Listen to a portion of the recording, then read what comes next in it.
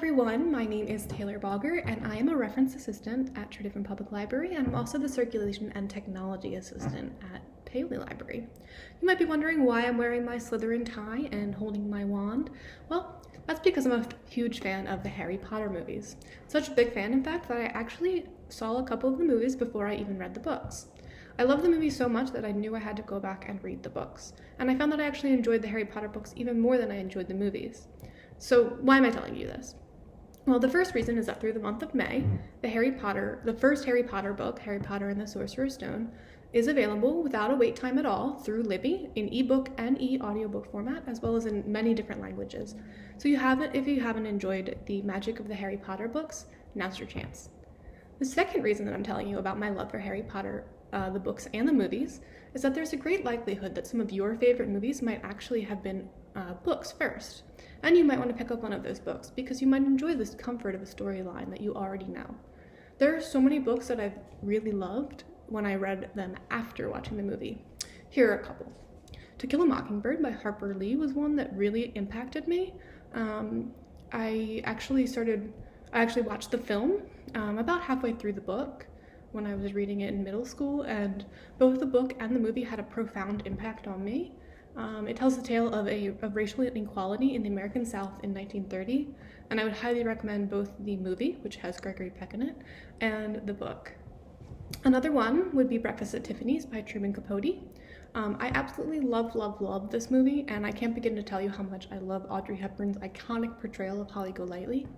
When I actually found out that the movie was based on a Truman Capote novella, I knew I absolutely had to read it.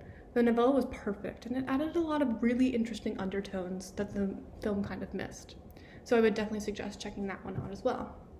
Another one that was really big for me was Different Seasons by Stephen King. This is a collection of 4 novellas, 3 of which have been turned into films. One novella, Rita Hayworth and the Shawshank Redemption, was actually turned into one of my all-time favorite films, The Shawshank Redemption, which is a story about an extraordinary man who ends up in prison accused of killing his wife and her lover. It follows this man as he creates friendships and even revolutionizes the prison library. Another novella in that collection, The Body, was also turned into a film, Stand By Me, and both follow 4 boys who find a dead body by the train tracks and the decisions that they make after that discovery. After reading Different Bodies, I ended up becoming a huge Stephen King fan, which is something I never expected to really like, but I do enjoy his works quite a bit.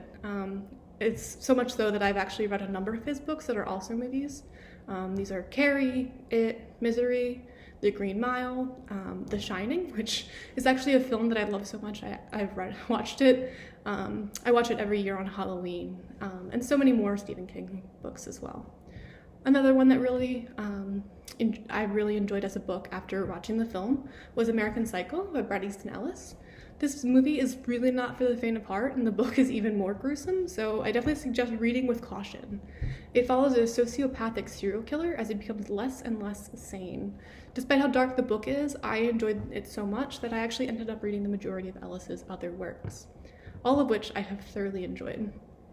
These are just a couple, and honestly the list could go on forever. There's Fight Club by Chuck Palahniuk, The Hunger Games series by Suzanne Collins, Winter's Bone by Daniel Woodrell, The Danish Girl by David Ebershoff, Ready Player One by Ernest Cline, and even some picture books like Shrek by William Steig and Jumanji by Chris Van Allsburg, and just on and on.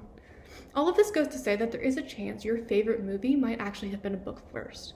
So maybe Google it and see if there was a book first that you might want to check out and read through Libby. If you're having trouble finding that information, we can help.